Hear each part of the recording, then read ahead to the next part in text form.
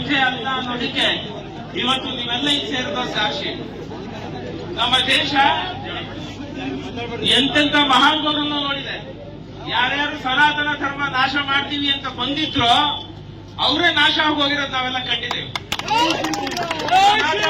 ನಾಶ ಮಾಡ್ತೀವಿ ಅಂತ ಅರ್ಥ ಏನಪ್ಪಾ ಅಂದ್ರೆ ಒಳ್ಳೆತನದ ನಾಶ ಮಾಡ್ತೀವಿ ಅಂತ ಅರ್ಥ ಅಷ್ಟೇ. ಇವತ್ತು ವಿದೇಶಗಳಲ್ಲಿ ನಮ್ಮ ಸನಾತನ ಧರ್ಮವನ್ನು ಒಪ್ಕೊಳ್ತಾ ಇದೆ. ಒಬ್ರಲ್ಲ ಇಬ್ರಲ್ಲ, ಬೇರೆ ಬೇರೆ ದೇಶಗಳಲ್ಲಿ ನಮ್ಮ ಸನಾತನ ಧರ್ಮದ ಕಡೆ ಇವತ್ತು ವಾಲ್ತಾ ಇದೆ. ಅಂತದ್ರಲ್ಲಿ ಸನಾತನ ಧರ್ಮವನ್ನು ಯಾರು ನಾಶ ಮಾಡ್ಲಿಕ್ಕೆ ಸಾಧ್ಯ ಇಲ್ಲ. ಯಾಕೆಂದ್ರೆ ಸನಾತನ ಧರ್ಮ ಯಾವತ್ತೋ ಒಂದಿನ ಆರಂಭ ಆಯಿತು ಅಂತಿಲ್ಲ, ಇದಕ್ಕೆ ಡೇಟ್ ಆಫ್ ಬರ್ತ್ ಇಲ್ಲ.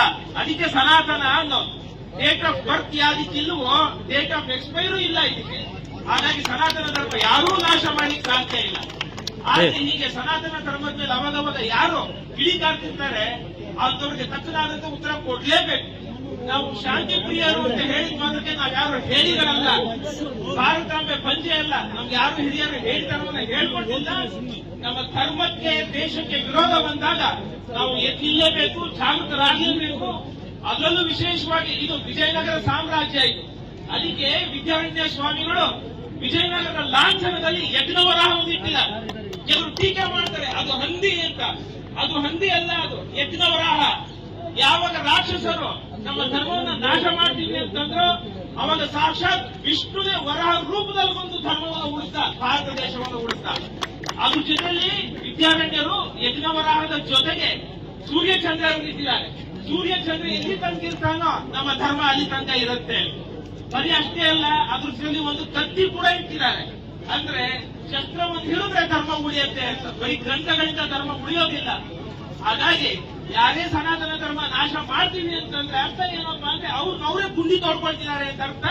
ಸನಾತನ ಧರ್ಮ ನಾಶ ಅಲ್ಲ, ಅದ್ರ ಕಡೆ ಹೆಚ್ಚಿಗೆ ಇಡ್ಲಿಕ್ಕೂ ಸಾಧ್ಯ ಇಲ್ಲ. ಬರೀ ಪುರುಷರಷ್ಟೇ ಅಲ್ಲ, ನಮ್ಮಲ್ಲಿ ಮಹಿಳೆಯರು ಕೂಡ ಹೋರಾಟ ಮಾಡಿ ಧರ್ಮವನ್ನು ಉಳಿಸಿದ್ದಾರೆ. ಚಂದ್ರಶೇಖರ್ ಆಜಾದ್ ಚಿಕ್ಕ ಚಿಕ್ಕ ಮಕ್ಕಳುಗಳು ಹೋರಾಟ ಮಾಡಿ ಧರ್ಮವನ್ನು ಉಳಿಸಿದ್ದಾರೆ. ಹಾಗಾಗಿ ಧರ್ಮಕ್ಕೆ ಯಾವತ್ತೂ ಜಯ ಇದ್ದೇ ಇದೆ. ಅದರಲ್ಲೂ ಕ್ರಾಂತಿಗೆ ಹೆಸರುವಾಸಿಯಾಗಿರ್ತಕ್ಕಂಥ ಈ ವಿಜಯನಗರ ಜಿಲ್ಲೆ, ಈ ಜಿಲ್ಲೆಯಲ್ಲಿ ಇವತ್ತು ಈ ಪ್ರತಿಭಟನೆ ಮಾಡ್ತಿರೋದು ಧರ್ಮದ ಪರ ನೀವೆಲ್ಲ ಎದ್ದು ನಿಂತಿರೋದು ಬಹಳ ಸಂತೋಷಕರವಾದಂತಹ ವಿಷಯ. ಇಲ್ಲಿ ಸೇರಿರ್ತಕ್ಕಂಥ ತಮ್ಮೆಲ್ಲರಿಗೂ ಮತ್ತಷ್ಟು ಶಾಂತ ತೇಜಸ್ಸು ಪರಮಾತ್ಮ ಕೊಡ್ಲಿ ಅಂತ ಆಶೀರ್ವಾದವನ್ನು ಮಾಡ್ತಾ, ಯಾರು ಸನಾತನ ಧರ್ಮ ನಾಶ ಮಾಡ್ತೀನಿ ಅಂತಾರಲ್ಲ ಅವರಿಗೆ ಸುಬುದ್ಧಿ ಕೊಡ್ಲಿ, ಅವರ ಮನ ಪರಿವರ್ತನೆ ಆಗಲಿ ಅಂತ ಈ ಮೂಲಕ ಪರಮಾತ್ಮನ ಪ್ರಾರ್ಥನೆ ಮಾಡ್ತಾ ಇದ್ದೇವೆ. ಜೈ ಶ್ರೀರಾಮ್.